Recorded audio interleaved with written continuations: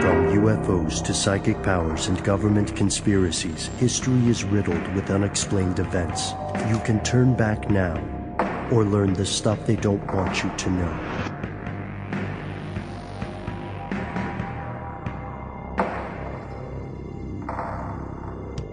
Ladies and gentlemen, welcome back to the show. My name is Noel. And you are you, hopefully, listeners. My name is Ben, our colleague and the confidant. Our close associate. Mm-hmm. Our what some might call ride or die, our BFF. Sure. Matt Frederick is on a mission that he mentioned earlier. Not so much a secret mission, but a mission nonetheless. Indeed. And he will be returning very soon. You may be able to catch him on a live show here and there, but you didn't hear it from us. However, this does not mean that it's just Noel and I in the studio today. No, we are thrilled to have a special guest with us. This is a friend of the show and a friend of mine. We've known each other for a while.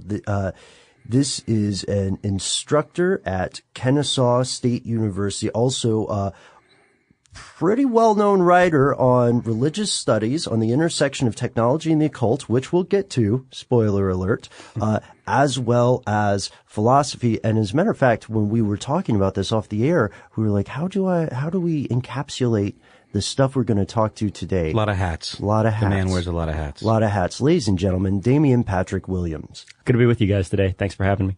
Hey, yeah, thank you so much for agreeing to go down a couple of crazy rabbit holes with us. Crazy rabbit holes are the best kind of rabbit holes. Yes, as far as we're concerned on this show, they are the only kind of rabbit holes. Before we get to today's episode, Damien, there's a thing that Noel and Matt and I do where we introduce listeners to each other. It's something we like to call Shout Out Corner. That's right, ladies and gentlemen. It is the return of the Shout Out Corner, and we have a few people who have requested a shout out. Mr. Brown, do you want to do the honors?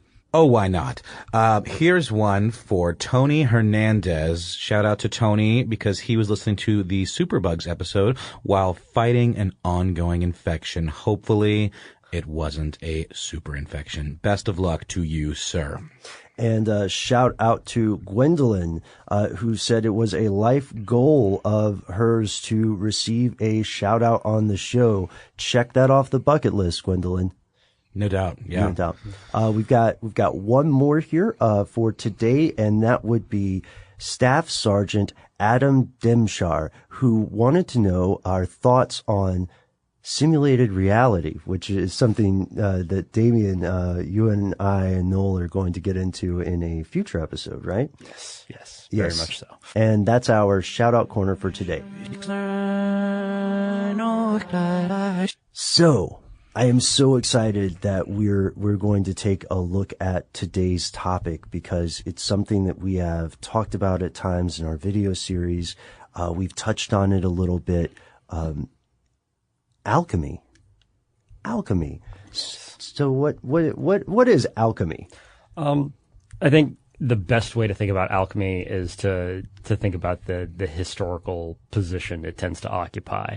You look back at like the Dark and Middle Ages in both Europe and in a corresponding time frame, but even earlier than that, back in China, and you can see this drive to try to change one thing into another. Mm-hmm. In the European alchemical set, you've got this thing where everybody was trying to find a way to turn lead into gold, which is like the tip top thing that pretty much everybody knows about alchemy, right? Right. Chrysopia, I think. Yes. Yeah. And so this idea of being able to transmute, and that's the big word in alchemical processes, transmutation. Mm-hmm. Being able to transmute one thing to another thing, taking various minerals, various metals, various substances and solutions, and turning things into other things. I guess when I think about alchemy as it's portrayed, in popular culture and such, there always seems to be a mystical element to it. But then a lot of times when I hear it described as the way you've done, it sounds much more like a precise science. But in reality, isn't it kind of somewhere in between? Exactly what I was about to say. It's like you can't separate the one from the other. If you look at the Hermetic philosophers, practitioners of what were known as the Hermetic arts, these people were very, very precise about what it was that they thought they were doing. There were specific formulations, specific combinations and operations that needed to be undergone, processes that needed to be very, very carefully maintained.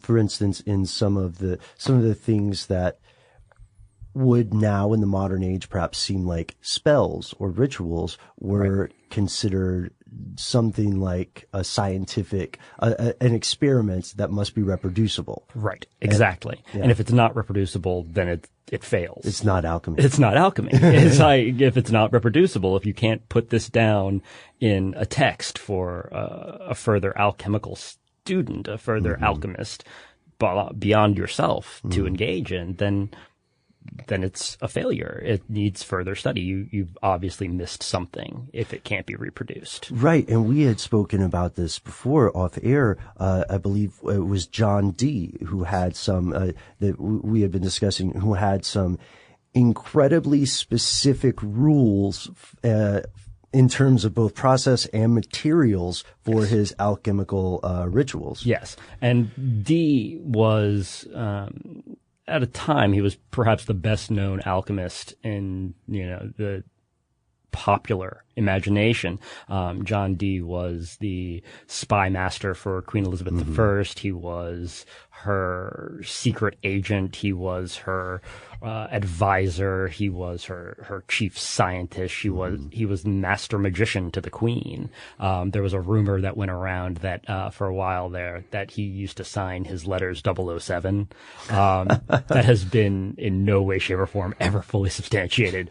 But it's a cool rumor. It's a really cool rumor. It's a good one. Like, that's where Ian Fleming got it from. So overall, I mean, like a skill set that definitely lends itself to subterfuge. Yes. And, pulling the wool over people's eyes. Exactly. Being able to, if at all possible, misdirect, being able to alter the perceptions of the people that you have directly in front of you, or perhaps not directly in front of you, but to build up an aura, to build up a sense of mystery, a sense of power that others might not be able to adequately match. So how does that tie into the results that we're talking about? Because I think he had some pretty extensive journals that one might consider to be scientific notes of sorts when it comes to this alchemy that he did. Absolutely. So Dee, in his processes, as he was doing the work, John Dee is famous amongst occult circles anyway, famous for his work on the Enochian texts. He does this work wherein he communes with angels. There's no other way that you can put what he describes here. He performs rituals, performs magical and alchemical operations to put himself in a state of mind and a state of physical and metaphysical being where he can talk to angels and receive transmissions of their language, and then he transcribes it down. And that language is the Enochian text. Exactly. And so the Enoch, or the Enochian, it takes its name from the biblical character of Enoch. The book of Enoch is an apocryphal text in Christianity. Its provenance is dubious, Right. but it tells the story of a man named Enoch who, at the time of his death, does not die and does not then, spiritually transform into then a spiritual being that goes to heaven to live with God. Instead, Enoch is raised up. He is turned into an angel at the time of his death. And so he becomes the voice of God. He becomes the bridge for humanity and divinity.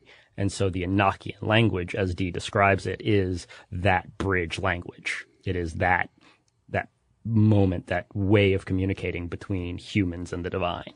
Now, this is a fascinating concept, and it's one that we see bandied about to some degree or another in a lot of popular fiction, almost in like a referential way, this transformative work. It's like the whole Joseph Campbell or Frazier's work, with the dying and reborn God. Yeah. And it's strange that we see so many of the same stories echoing through the halls of time. But there's one question that I have to ask. Did anyone successfully reproduce Dee's work that we know of? Not in the kind of publicly claimed reproductions of, here's some huge big results that Dee claimed to have gotten. Mm-hmm. Like, because of Dee's work, you've got an entire tradition of Western magicians and alchemists that come along, hermetic philosophers, as many of them styled themselves, that came along afterwards. And what they did was, they said they managed to reproduce the results. Mm-hmm. They also said that if you didn't yourself see the results, it was because you had not undergone the processes to be able to see the results. That in order to directly experience this, you have to go through the transformative process. You have to perform the process yourself in order to actually be able to recognize what's happening, in order to be able to hear it, see it, feel it yourself. Now that's a fascinating point. I want to go back just for some background painting here for the audience. Ladies and gentlemen, when we're talking about the origin stuff here, Noel and Damien pointing out we're pointing out that alchemy as this ancient art evolving into a science took place in more than just Western Europe. Most Western alchemy traces back, I believe, to Hellenistic Egypt. Yes. And the completely separate branch, one could argue, would be more Eastern.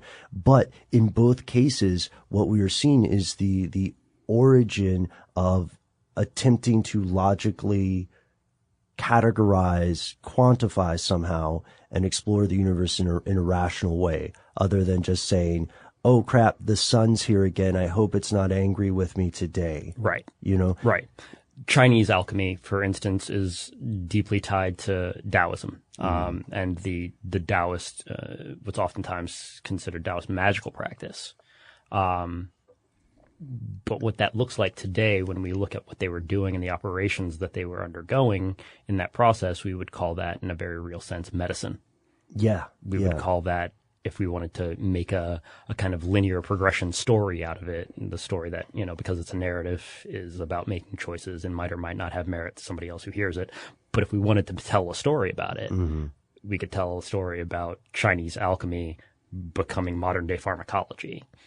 It's about balancing various energies within yourself. It's about using potions to extend life. It's about engaging in the balancing of various elements and energies. And one of the terms that got used in the old days was humors. That's really interesting because, a lot of that is still very much alive today, and, massage therapy and reflexology and, essential oils and all that kind of stuff. And certainly there are those that would, poo-poo it, but people practice it and people swear on it. Absolutely. And I would argue perhaps that is more alive today than maybe some of the more transmutational forms of alchemy. Well, this is getting ahead of ourselves a little bit, perhaps, but like a lot of the people that I talk to, and when we talk about, the history of alchemy, we talk about, alchemy finds its footing in the modern era in 21st century as a metamaterial science. So you've got the ability. Well, let's put a pin in that. Yeah, for sure. This is a good one. This is a great point. I want to draw a parallel here as well. So if we are telling a story, right? If what we would consider alchemy in China ultimately becomes pharmacology, we have seen that there is substance to the use of herbal medicine in this sphere. Right. This is not a placebo effect. Right. In all cases. But I wonder if the Western branch of alchemy leads to, well, as you said, metamaterials, which we'll get to, but also some of the origins of chemistry are found in alchemy. Is that correct? That is absolutely correct, because we're talking, as we previously noted, about people who are trying to reproduce results. They're talking about building and working with elements that they are beginning in this way to understand in what we consider a more fundamental way. Mm-hmm. The way that we look at elements in chemistry now, the way that we think about the atomic structure of things was unknown at that point in time. There was vague hints, if we look back at like Democritus and Epicurus back in the Greeks, of, quote unquote atomic theory. Mm-hmm. But that was not the kind of robust, electron shells and protons and neutrons kind of chemical theory that we have today. It was instead, at that point in time, about, there are base elements. There are elements of the earth. There are elements that are more solid. And then there are more rarefied elements. There are more refined elements like gold, like silver, like platinum.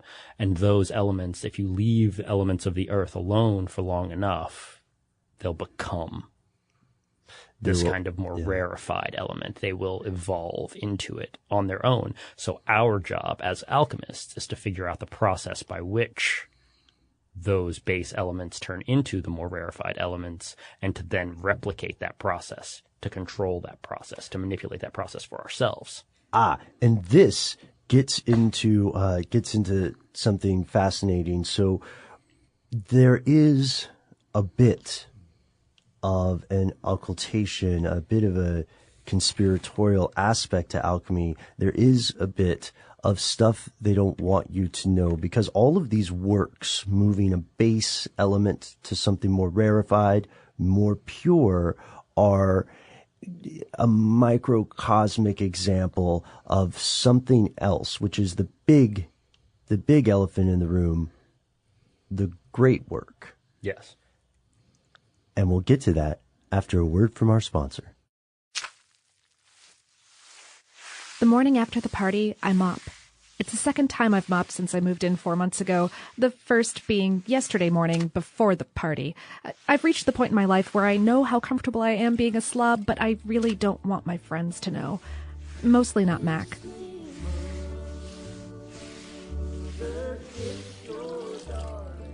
Her music lays down the rhythm for my swipes and sloshes, as it did for dishwashing before this and living room recombobulation before that.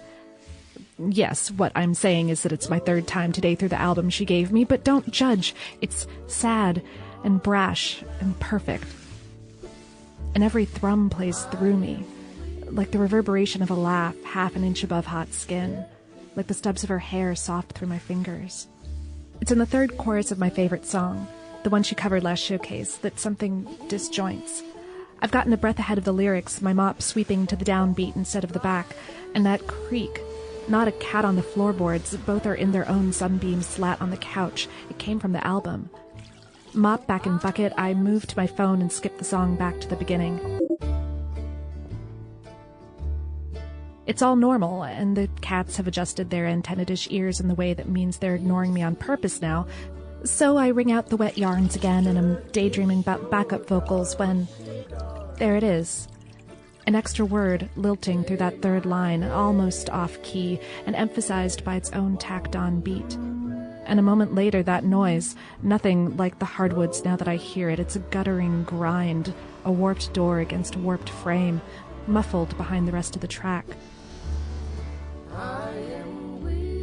Weird that I didn't notice it before, but I figure it for lo-fi charm, some studio flotsam, the mandolin player bringing back another couple beers before her next song or whatever. I should keep cleaning. Max said she'd text me later, maybe come back over. But something in my mind keeps fluttering over that misstep.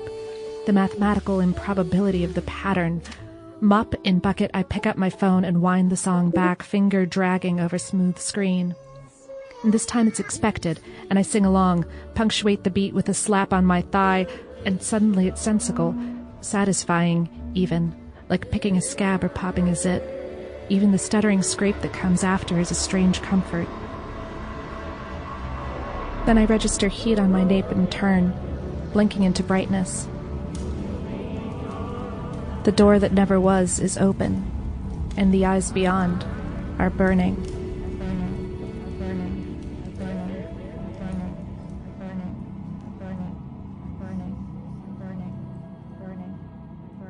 Cleanse the clutter of this old world, and open the door that never was. With a Hermes mop. Find them wherever ancient hidden doorways may lead. Use only as directed and only in conjunction with Hermes-approved buckets and other Hermes household products. Hermes household products are not responsible for any of the following side effects: necromancy, cat litter, asphyxiation, canary wing, bird eye, left foot, corpse toe, poisoned wells, moonless sabbath, transmutation, transubstantiation, unintended resurrection, gout, dropsy, stroke, broken sternum, missing aorta, and cosmic dread. Hermes Household is a subsidiary of Illumination Global Unlimited.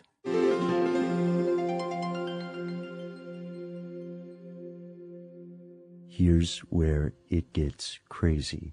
So, Damien, what is this great work? Well, when we're talking about the idea of the great work, we're usually referencing a kind of formulation, a kind of conceptualization about the magical process of refining oneself. So rather than taking a metal like lead and creating a metal like gold from it, we're taking a base human. Right. The base soul, the base nature of ourselves. Base meaning animal-like, base meaning, in the sense of we have our drives that are for food and for sex and for comfort and for shelter, but those drives they're base, they are basic, they are not refined drives. Those are not the drives that we ought to be shooting for. They are, if need be, yes, present, but they're not what should drive our lives. They're not what should make us who we are, right? So this base nature that we have needs to be refined through the process of the great work into something pure. And in many cases, it's seen as something pure again. That is, back to what we used to be. So there becomes this kind of Abrahamic, Judeo-Christian, Islamic kind of sense of the fall, the imperfection of humans as being the result of the work of humans or the doings of humans.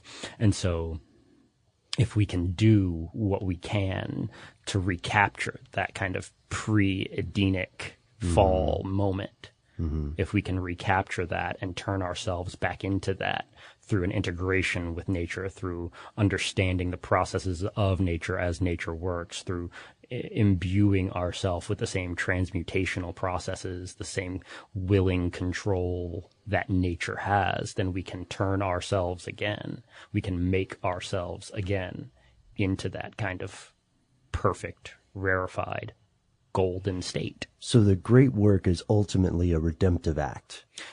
Many see it that way. In many ways. Yeah, many see it that way. Some see it as an apotheosis. Some see the culmination of the great work as not becoming again like we used to be, but to reach a level as with God. That is, to put ourselves, we had to come down from this quote unquote pure state. We had to fall. We had to be in this kind of process of being in the mud and trying to survive and scrounge and scrape, and then move through that and become more than that, and then to become more than we even ever were before that, and to become finally like God. And that's the process of the great work, and that's the point of it, many see. And some see not just that, but that's, if we're putting God in this mix here, that's what God wants us to do. That's the purpose of what we're supposed to do. So would you say that being a successful alchemist is sort of a physical personification of having successfully performed this great work on yourself? Yes. That was the idea of being ultimately a successful alchemist. And I should take a step back and say that a lot of what we know, a lot of what we think we know about alchemy, and a lot of our perspective on alchemy is reconstruction, right? So we're looking backward at a group of people who, Ben, as you noted, were very secretive about this work. They were, in fact, occulting it in many ways. Off air previously, we discussed this idea of alchemical texts being written in code. Ah, yes. Okay. This is a fantastic and bedeviling thing. So listeners, a lot of us have written back and forth with each other via maybe Twitter, email, or Facebook about mysterious texts. We've talked about both legitimately undeciphered text like the Voynich manuscripts. Right. We've talked about things that were recreations of that come from completely mundane sources like the Codex Seraphinaeus. However, this is a fascinating thing because there are both practical and philosophical reasons for writing in code. One of the big questions that I'd like to explore will be the relationship of alchemists to the established churches of the time. Yes. And did that play any role in this use of code? To an extent, some alchemists were in fact working to hide their processes and their actual activities from the church at the time, because this was a point at which the understanding of magic for the sake of the church was beginning to be seen as kind of taboo. There was a point in church history in which magic that gets done, there's biblical magic. Like there is a history of Jewish magic, of Christian magic, of Islamic magic. There are traditions of magical processes being built out of certain understandings and certain decipherings of the text. The entire history of gematria and the Kabbalah is about deciphering coded messages from out of the Torah by using numerical transformations on words and texts to then find hidden messages in the text. And the same was applied to the New Testament by Gnostic thinkers, building these kinds of perspectives out of what is hidden. What is the hidden meaning within the text? I mean, the Gnostics came before the first really attested Kabbalists, obviously, but like, in all of this, I keep thinking, wasn't Jesus kind of an alchemist? Actually, some of the alchemists and magicians, the Hermetic magicians working later down the line, made that exact argument, that what Jesus specifically was doing was working to teach people how to perfect and to refine themselves. And in the process, by the way, here's how you can change one thing into another. Right. You need to feed 500 people. All you got is 5 loaves of fish, or 5 loaves of bread and some fish. Here you go. Bam, done. I don't know, guys. I'm not in the mood for water today. I'm just not feeling it. It's a nice sunny day out. We're at a wedding. Shazam. Here's the best wine you've ever tasted. And that's a really good point, I think. And I mean, that is a line of thought that gets deployed, like I said, by various Hermeticists, that what we see in Jesus as that kind of figure is the ideal of the alchemist. There's something in all of this that keeps kind of bothering me, is that the end product of a lot of this alchemy is usually some incredibly sought after material. Yeah. So there's certain element of like titillation and like piquing people's sort of baser instincts, like greed or like, wanting to be wealthy. Absolutely. And that sort of, it's almost like, it would cause you to be more likely to believe it if you think it could benefit you in some way. Are you accusing alchemy of being prosperity theology? I'm not making any accusations at all. This is what, it's a theme that's a really that keeps good, popping yeah, that's up. a really good point. Rather than prosperity theology, I might actually suggest that you think of it in terms of like marketing. Marketing. You want to sell a line of thinking. You want to sell people on this process that's going to ultimately change and benefit them if they follow through with it. But people don't like to hear that. People don't, especially if it's like a long, complex, involved process. Nobody wants to hear that. It's like telling people to work out. Yeah, go eat like vegetables and stuff, and like exercise, and like don't smoke and eat red meat. And I'm like, can't I just like sit on the couch with like an absizer and have some gold? Yeah, and then that's a good point. Yeah. So there's another thing there that when you were saying that, Noel, it makes me think of these pursuits, and I don't know how we got this far into the podcast without talking about it. But if you, ladies and gentlemen, think of alchemy, then you probably think at least once of the Philosopher's Stone. Yes. Right? Yes. Which is sometimes a misunderstood thing. It's not necessarily this one guy's magic rock. Right. Right. The Philosopher's Stone is variously described in many alchemical texts. It's sometimes a stone, like a literal gem. It's sometimes an elixir that one takes.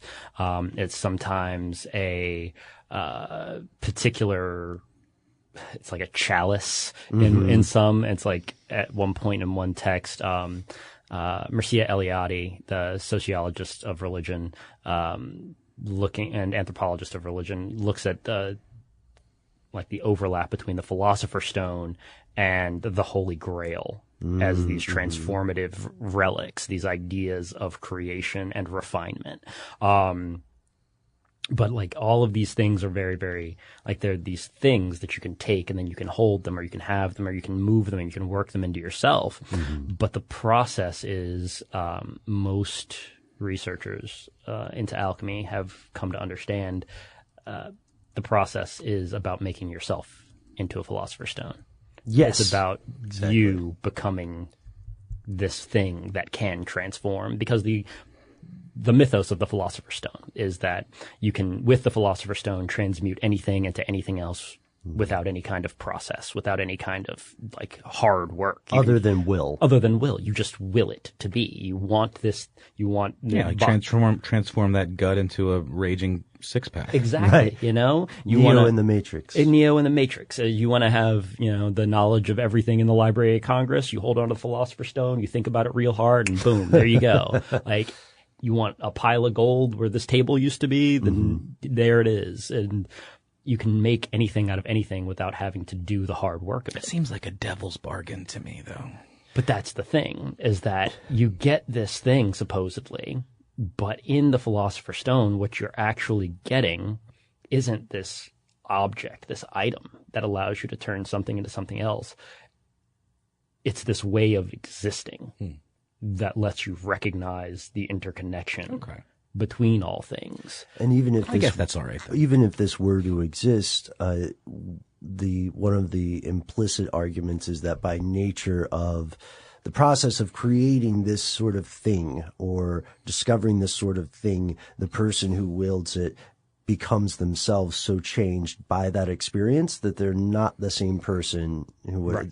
So it is like a quest for like the Holy Grail or something. Right. It's not the object itself. It's the process of getting to the object. Yeah. And then once you're at the object, you realize, well, I'm not going to do what I initially thought I was going to do with this thing. Right. The magic was inside you all the time, the whole time. Jehovah starts with an I. Exactly. Sorry, I just enjoy that movie. Anytime you can make a reference to The Last Crusade, I'm fine with it. Which is still, oh man, I was surprised. It holds up. Solid movie. It holds up. And then in some ways, what's interesting there, and I love that we're talking about this Holy Grail combination. I'm getting sidetracked. That might be an episode for a different day. How about the next thing that we often hear, which is the cure-all, the panacea? Yes. And that actually comes back around to a lot of what we hear in terms of Chinese alchemy.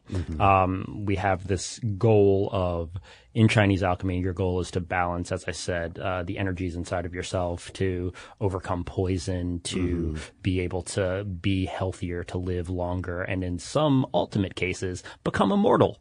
Right. And possibly learn how to like fly and stuff. And not like a Lich King, no, but actually like healthy, human. immortal, forever. Can still go out in the day. Yeah.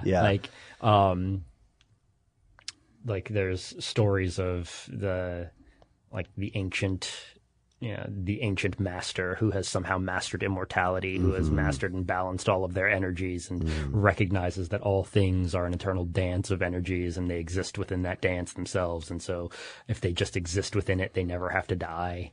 But also in those, we see competing ideologies is one way to say it. Narratives would be another. We see these competing ideas because some of the same mythical figures or legendary figures, who are seen by alchemists as trafficking with otherworldly powers of the divine, are seen, those powers, while depicted as angelic in alchemy, are depicted as nefarious or infernal in some other, I'll say it, in a lot of organized religions. Yes, it's very true. It's very true. So before we get back into the panacea, let's track it back a second to talk about John Dee a little bit more and a little bit about Enoch and the Enochian language and the Book of Enoch and the Metatron.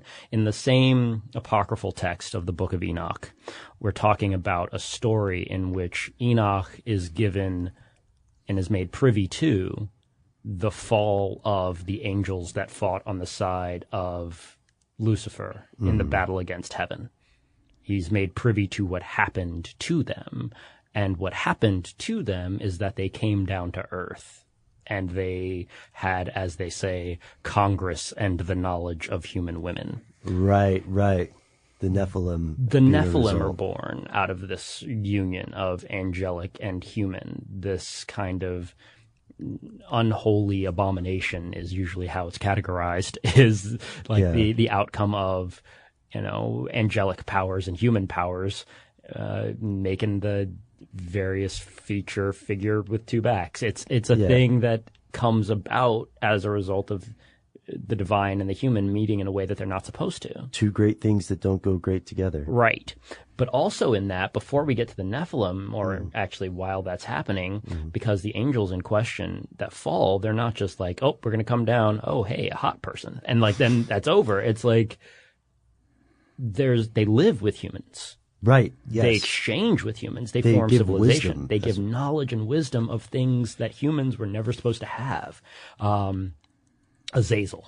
For anybody out there familiar with the movie Fallen with Denzel Washington, that character doesn't just come out of nothing. The character of Azazel is actually first referenced in the Book of Enoch, and he is originally an angel of death. His job is to make death and to shepherd souls in death, oftentimes connected with the figure of Samael, which is in many categorizations, the pre-fall name of Lucifer.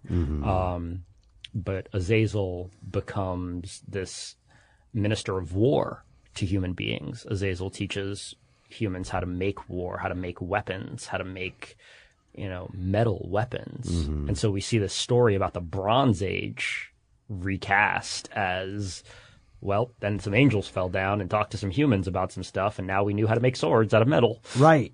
Oh, let's follow this the curve of this rabbit hole just a little bit further down this a tangent. I have a tangent for you guys. All right. So for our listeners, we have to be conscious this might sound like what we're describing would be a bunch of imaginative, somewhat deluded people who are spinning fanciful, if engaging, stories about the world. But there is still science at work here, which is the strangest part. I read recently, and I don't know if you guys heard about this, that ancient Babylonian astronomers were tracking Jupiter with calculus. With actual and in fact calculus. Yeah, and several thousand years before we ever thought that was invented. Right. And because of this, what's so strange is that the reason they were tracking, the reason that they had this amazingly complex math, which was well done, and let's keep in mind this concerns a planet that no one in our species, at least officially, has been to yet. Right.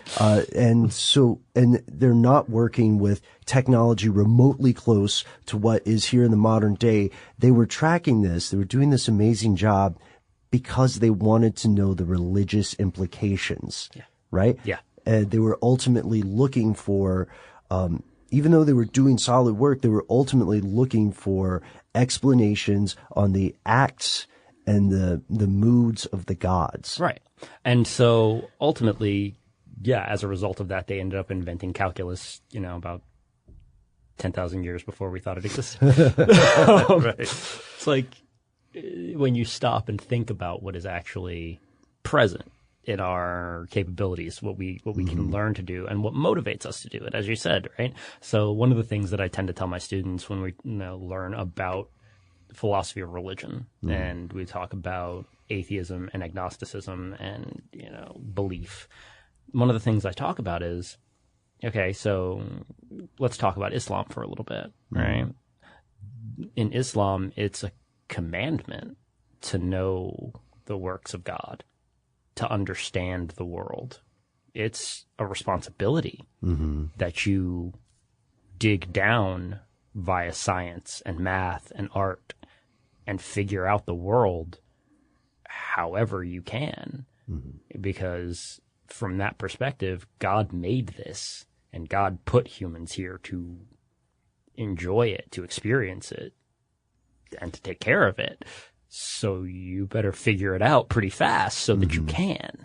Yeah. And we get mathematical advancements from Islamic cultures around the world down through human history as a result of this. We get architectural advancements. We get geometric advances that we never would have seen if people hadn't been trying to accurately reproduce religious experience. Because God said so. That's such a great way to put it, because what we're finding is that, Noel, when you and I were doing the Flat Earth episode earlier with Matt, one thing that we found was this whole myth about this entire myth about people thinking the Earth was flat until, what was it, 1400s? I think so. Yeah.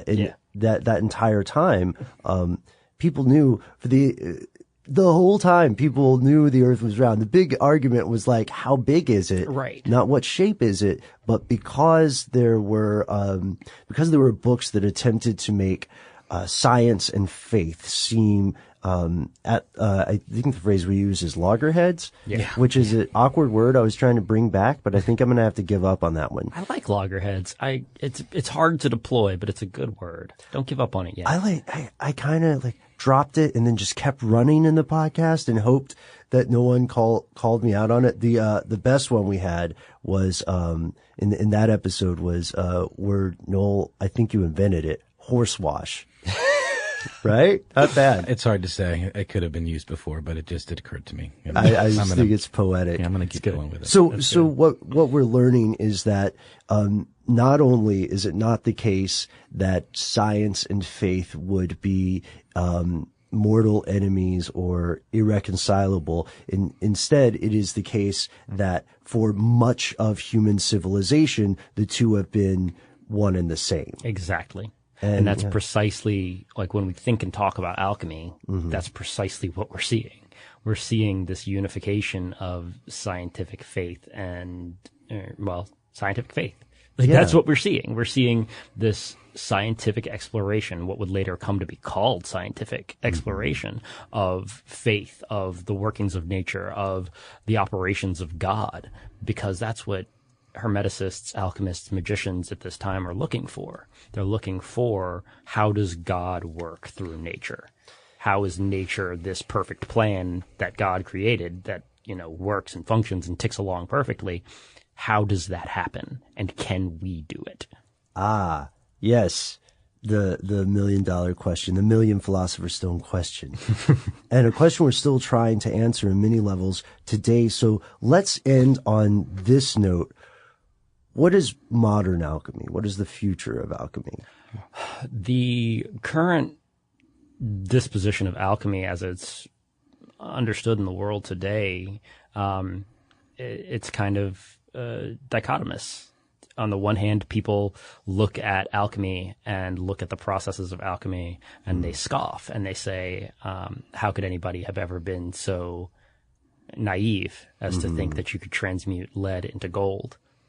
When at the same time, we have a Large Hadron Collider that could do you just that. That's true. We have the ability to turn energy into matter. We have the ability to do that on a very large scale, and we can do it in a very small scale. I know a physicist working at Agnes Scott right now who could do that in her lab when she goes in, later today. We can make protons and neutrons out of photons. All you got to do is slam them together hard. We can do this. We can change the atomic weight of things. We know how to manipulate things and turn them into or give them the properties of other things now. I think if we brought John Dee or Isaac Newton. Oh, yes. Also, Isaac Newton was a practicing alchemist. Right. For those of you still unaware about that. Sorry to just drop that on you, but. Like an apple. Like an apple on your head. Right. Isaac Newton, alchemist. It is interesting, though, because, you think about just the very idea that these processes would be possible is pretty innovative in and of itself. You know, the fact that we're now getting around to catching up with these ideas, you know, I don't want to speak about whether or not I believe these things to be true or not, or that the results were reproducible at the time.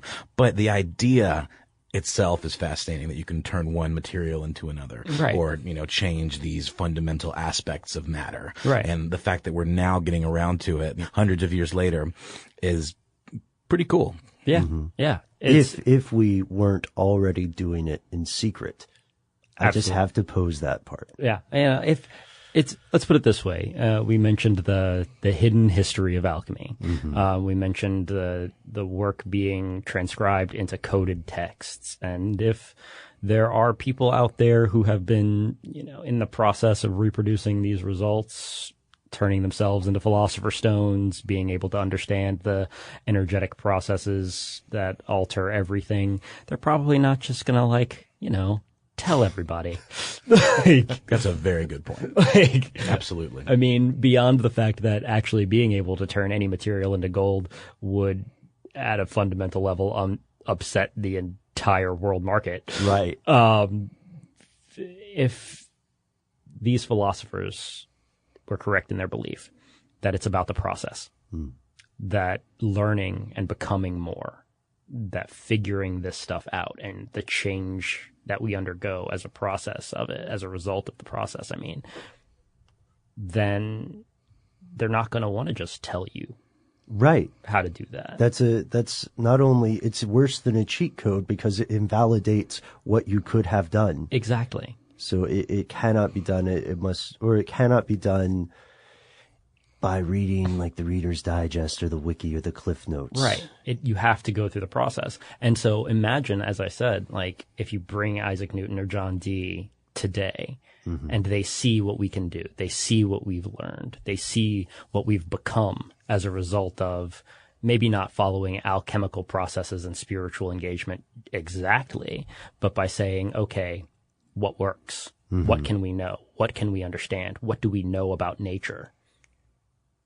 And then what we as a species and what those of us who follow those operations directly, who undergo those operations directly in that search look like today, I think they'd say that alchemy was still doing pretty well.